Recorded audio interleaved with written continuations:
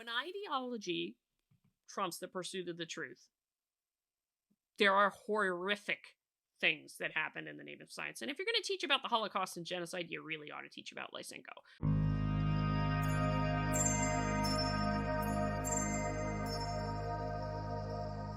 So I was sent this earlier today by friend of the channel, Deb Philman, host of The Reason We Learn on YouTube, which you should check out if you're not checking it out, because I don't know anyone better when it comes to questions of K through 12 education. She is absolutely fabulous.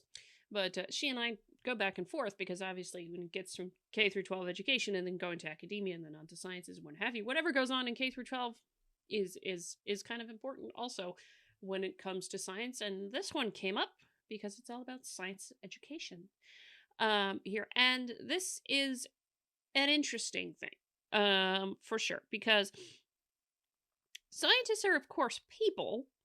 People are flawed. We all know this. People are flawed. And as a result, even scientists and people claiming to be scientists, so they might be better categorized as ideologues, throughout history have done some pretty horrific things, supposedly in the name of science. And so that is where this comes in. From ABC News. Plan to add teaching of Holocaust, genocide to science education draws questions. Teachers are voicing skepticism about a Maine proposal to update science education standards to incorporate teaching about genocide, eugenics, and the Holocaust. Now, this is an interesting idea.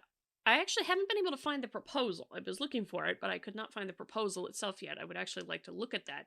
But for the moment, we're going to go off of this with some commentary.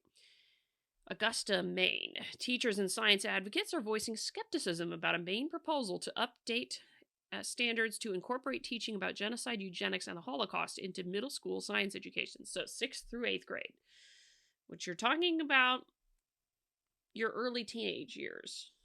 And they're, getting into your early teenage years at that point. They argue that teachers need more training before introducing such subjects that are both sensitive and nuanced. Most definitely. But more than that is the question of whether or not this is appropriate for middle school education to begin with. And we'll get into that. While critics of the proposed updates said they are born of good intentions, the proposal that science has, quote, sometimes been used by those in power to oppress and abuse others. They also said that injecting the materials into a middle school curriculum could distract from conventional scientific principles and could jeopardize science education. The proposal states that science education in the state should reflect the, quote, misinterpretation of fossil observations has led to the false idea of human hierarchies and racial inequality. The proposal also states that, quote, some people have misused and or applied the ideas of natural selection and artificial selection to justify genocide of various groups, such as albinos in Africa or Jews in Europe. The proposed updates have drawn the attention of teachers groups in the state, as well as national organizations that advocate for better understanding of science. The concern in Democrat-controlled Maine conflicts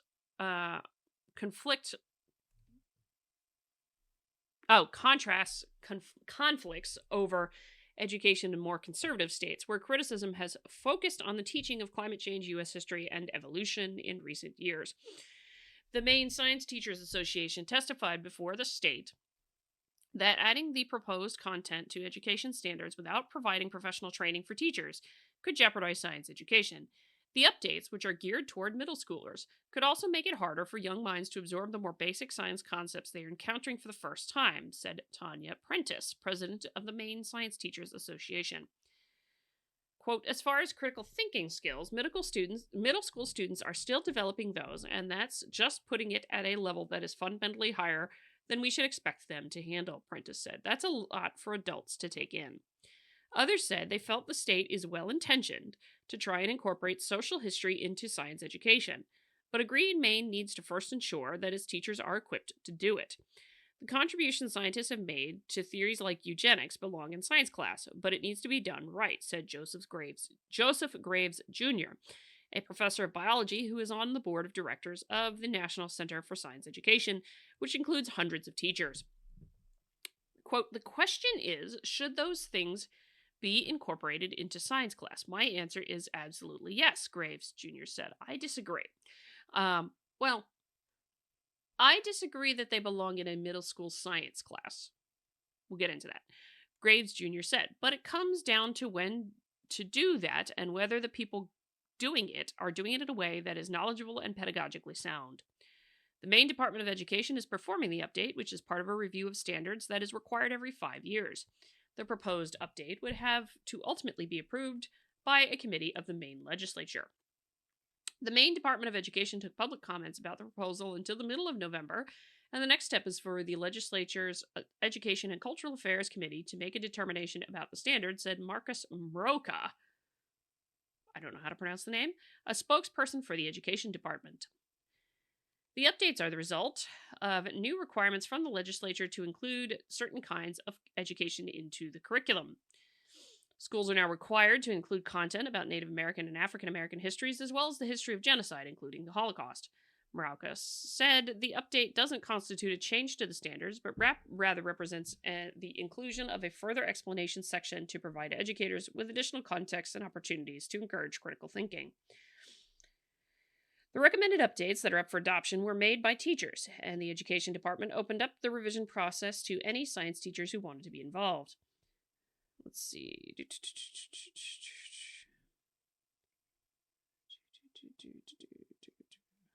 Here we go.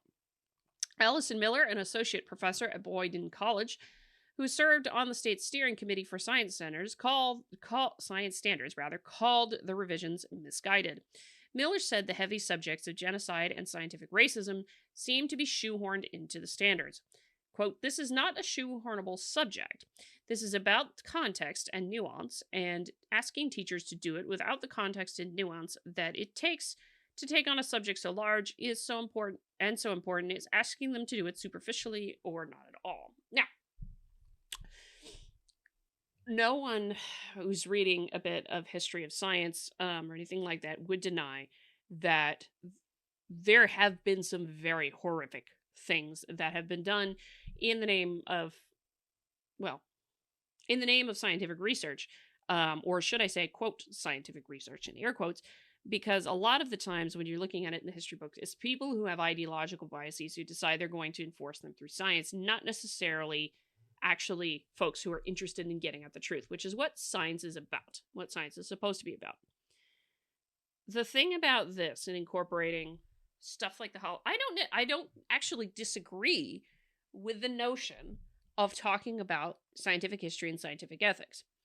Where I disagree is I don't think it's necessarily appropriate for a science education class in middle school, where you're still learning the basics and fundamentals of exactly what science is, how it works, what the scientific method is, how to apply it, all those kinds of things.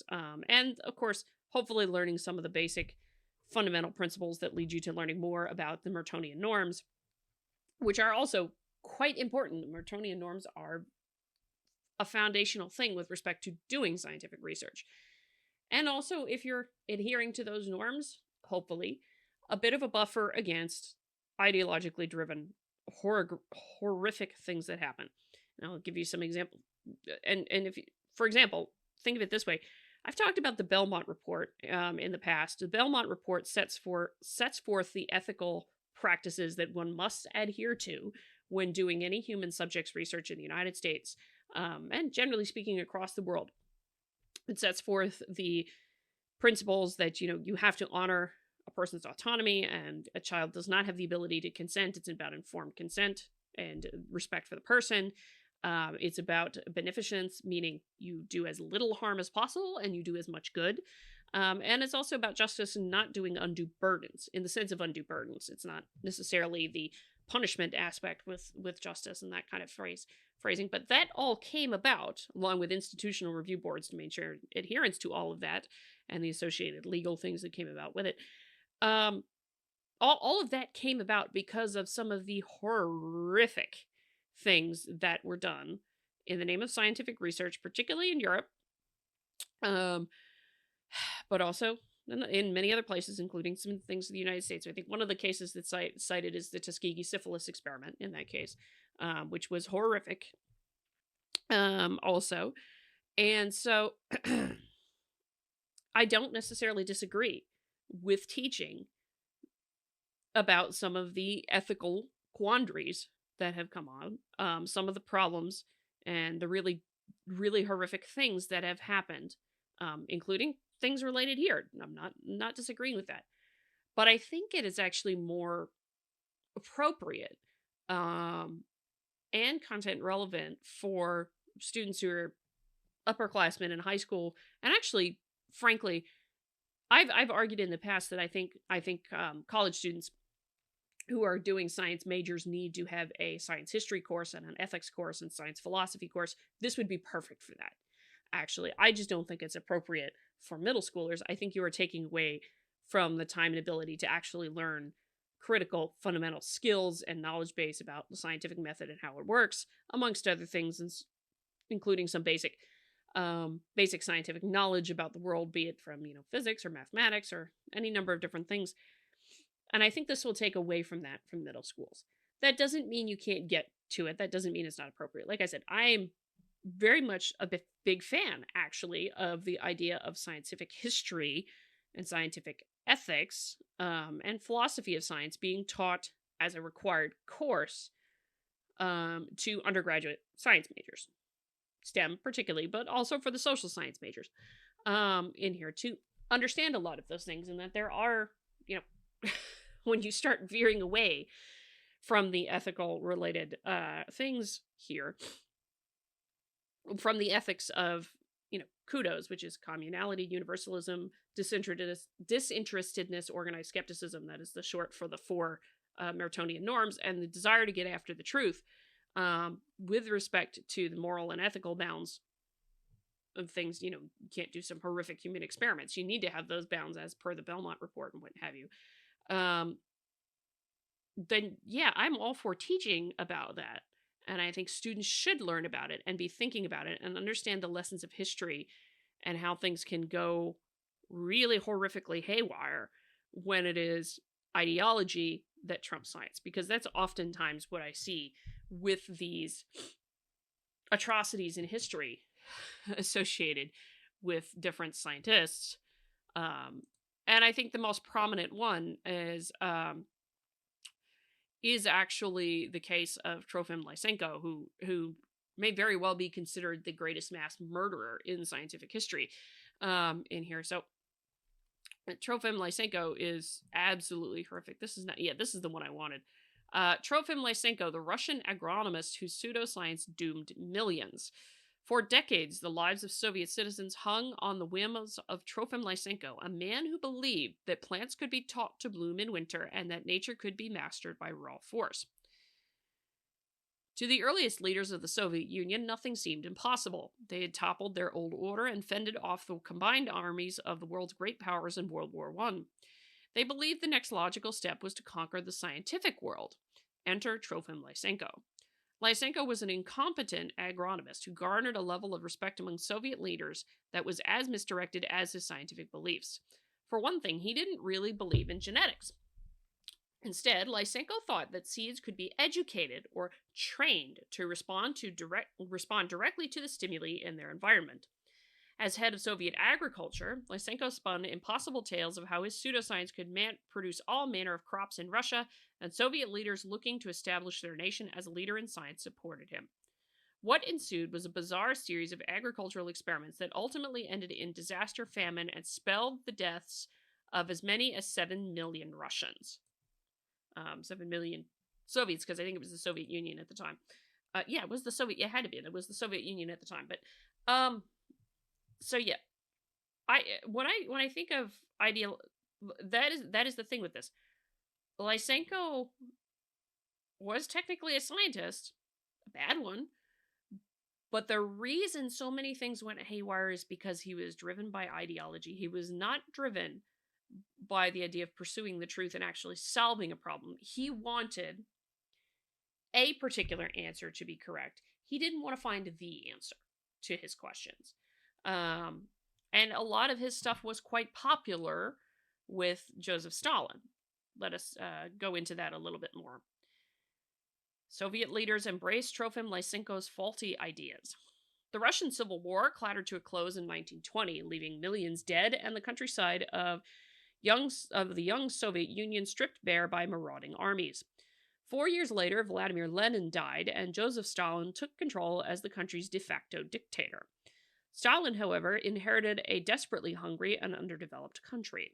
Surveying the war-torn land, Stalin decided that because the preceding centuries hadn't carried Russian agriculture into the 20th century, it was up to him to drag it there. One of his most devoted followers was Trofim Desenovich Lysenko, a man who believed Soviet communism could achieve anything. This is the problem: wanting a particular answer, in particular wanting something that fits his ideological beliefs about the world. He grew up in poverty in what is now Ukraine, so he was no stranger to hunger. But as a result of his upbringing, he came to see food and the lack of it as enemies to be vanquished. Dedicating himself to science, Lysenko became an agronomist in 1925 and was soon deployed to a remote research station in Azerbaijan. But despite his degree, Lysenko garnered some truly bizarre ideas about science. For starters, he believed that plants and seeds could be trained to follow socialist organizational principles. His theory, which would eventually be dubbed Lysenkoism, stated that crops could be trained to conform and produce vast yields almost from out of thin air. According to what he called, quote, the law of the life of the species, seeds wouldn't compete with one another, but rather they would cooperate with each other in a near sentient fashion, like humans. Applying the Marxist principle of materialism, in which the conditions surrounding an individual dictate its behaviors and responses, Lysenko believed that plants and animals, too, could be reshaped as needed. In a sense, what he was thinking of was you plant the seeds in winter, and the next generation of seeds will remember how to do it in winter. Or that you could just expose them to the cold and they would learn how to live in the cold. There were a lot of very crazy ideas and variations in there that you can find. But in 1927, Lysenko's theories appeared to be proven when a crop of peas he'd planted in the winter before burst forth into green life. He thought this proved that he had taught the peas to grow even in their off-season simply by exposing them to the cold. There you go. Yeah, that's actually the correct way to think of it. It's the idea that when you expose it to anything surrounding an individual, in other words, in a Marxist kind of frame of reference, anything surrounding the individual will dictate its behaviors. And Lysenko believed this would be true of plants and animals also. Where he was wrong is it's not true. And also the Marxist principle of materialism has a problem because it is not just about the things around you. It is about the personality of the person. Two people could be exposed to exactly the same environmental conditions and things going on and have very different responses to it. So, a glowing write-up in Pravda, which is the Russian word for truth, by the way, the Communist Party newspaper followed, which lauded his achievement in, quote, turning the barren fields of Transcaucasus green in winter so that cattle will not perish from poor feeding and the peasant Turk will live through the winter without trembling for tomorrow. Lysenkoism becomes official ideology. What Lysenko had discovered was actually a well-known process in which extreme cold induces the seeds to flower. Russian peasants, and indeed farmers from all over the world, had been doing this for centuries. But Lysenko claimed to have reinvented the idea and proudly promoted what he called Gerovization. He loudly announced his success in the media. But where Lysenko truly doomed Russia was in claiming that the results of his work, a flowering vegetable in winter... Oh, I did remember it right. Goodness. A flowering vegetable in winter would be remembered by the plant and passed on to its offspring. This idea already existed. It was called soft inheritance, or Lamarckism, for the French zoologist Jean-Baptiste Lamarck, who coined it. The theory posited that traits garnered by a plant or animal while alive could be passed on to its offspring. By the logic of Lamarckism or Gerovization, a person who broke their leg while alive could pass on the trait of a broken leg to their child. Geneticists, therefore, did not agree with the ideas of Lamarckism or Gerovization. Even though Lysenko's scientific credentials and methods were sorely lacking and his theories flawed, he happened to be in the right Russia at the right time. In 1928, Stalin initiated the collectivization of all farms across the Soviet Union, forcing peasants across the country onto cooperatives under state control in what amounted to a hostile takeover of Russian agriculture. The result was catastrophic. Crops were destroyed, viable land was lost, grain was hoarded, and famine engrossed the country. Stalin was desperate for a miraculous solution, and so when he received word of an audacious young scientist named Trofim Lysenko, he ordered him to spread his ludicrous ideas to the struggling collective farms. Lysenko promised to transform the whole of Russia into a super farm that churned out unnaturally durable produce. It was music to Stalin's ears, but a death knell for millions. So, it was all about ideology at that point, was my point there. Oh, goodness, that's gruesome. Consolidating the country's farms was a disaster in itself, but adding Trofim Lysenko's dangerous brand of pseudoscience to the mix only worsened the crisis. His choice to expose seeds to different temperatures, pack them tightly together in fields, and forbid the use of pesticides and fertilizers resulted in record crop failures. Especially risky were his treatments like scraping seeds with sandpaper or treating them with acid, which weakened them to blights and fungal infections, making any plants that did sprout insufficient for food and potentially dangerous to eat. Stalin's policies resulted in what is now known as the Holodomor, a Ukrainian term which loosely translates into hunger plague. As many as 7 to 10 million died of starvation while Lysenko oversaw the country's farms, and nightmarish stories of cannibalism soon spread across the country. According to William de Jong Lambert, professor of history at Bronx Community College, by 1932, quote, famine in the Ukrainian breadbasket was so severe that the sight of victims dropping dead on the street from hunger ceased to provoke notice. Many of these victims might have been saved had sound science been at work on the country's farms. Instead, there was Trofim Lysenko. That there weren't many more deaths may have to do with the fact that farm bosses soon quietly ignored his ideas. So, there was a lot of that. Lysenko caused one of the most devastating famines to ever there be, but it was not only there because unfortunately his ideologically driven ideas went off to other places, such as in here as it's talked about with Mao Zedong, did pretty much exactly the same thing, and also had a famine with 45 million people dying of starvation during the Great Leap Forward in Mao Zedong's China. So, in other words, when ideology trumps the pursuit of the truth, there are horrific things that happen in the name of science. And if you're going to teach about the Holocaust and genocide, you really ought to teach about Lysenko too. But as I kind of said here, I actually really think I don't disagree with the notion about teaching about some of the evils and things, and also a lot of the goods in scientific history. I think that's actually a good thing. I don't think it's appropriate for middle school education because I think it is going to take away from them actually learning critical skills about how science works, which I think at that age is actually much more important, and having the critical thinking and developing knowledge base and what have you. But I do very much want to see it, preferably in college, although I think later years, like senior year of high school, for students who are thinking about becoming science majors might also be a good choice. But I do think for sure for science majors in college and undergrad, this should be required teaching. It is not, but it is required. It is not, but it is a requirement. I think it's actually a good thing to do that. So I mean, overall, I actually like the idea.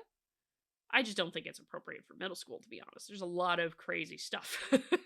And you should be teaching about Lysenko, too, because communist ideology, when it shows up in science, leads to millions upon millions of people dead. That's something that history shows us. A la Trofim Lysenko. Anyway, let me know what y'all think. Hit the like button on the way at the door, comment on the video, share the video, subscribe to the channel, all that lovely good jazz. Until next time, I'm Adrian. May you stay curious, everybody.